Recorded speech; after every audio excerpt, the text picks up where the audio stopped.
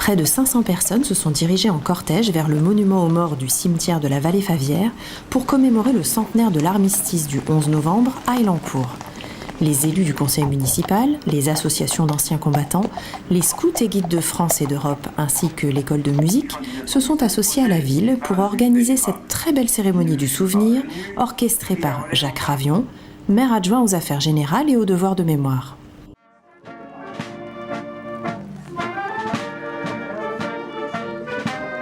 Les élèves des écoles Jean de La Fontaine et de la Nouvelle-Amsterdam, également associés au projet, ont soulevé l'émotion en entonnant les chants de la Madelon, puis de la Marseillaise, agitant symboliquement leur petit drapeau français. Un temps fort pour eux après de longues semaines de répétition aux côtés de leurs enseignantes.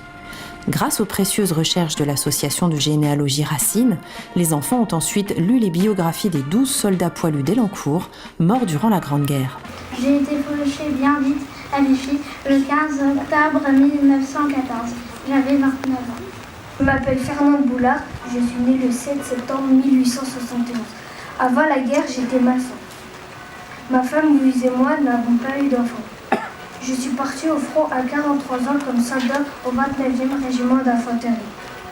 Je suis partie faire la guerre comme simple soldat avec le 102e régiment d'infanterie. J'ai trouvé la mort dans les tranchées de la Meuse, à Fleury, à 36 ans, le 20 septembre 1916. J'ai laissé seule ma femme Caroline et nos 3 filles.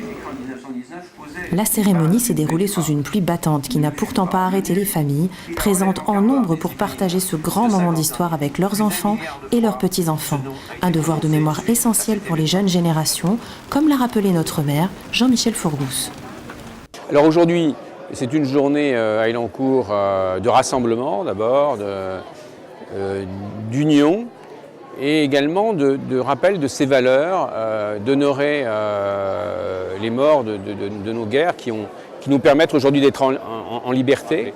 Et puis de voir tous ces enfants qui étaient là avec leur drapeau. D'ailleurs, quand ils levaient le drapeau, quand on a fait lever le drapeau, ils ont levé le drapeau, c'était extraordinaire. C'est même rassurant de voir quand même que les Français ont bien en eux ce témoignage, cette histoire, cette fierté aussi d'être français. Donc c'était une bonne journée de fierté d'appartenance, je dirais, à Élancourt et de fierté d'appartenance à la France aussi.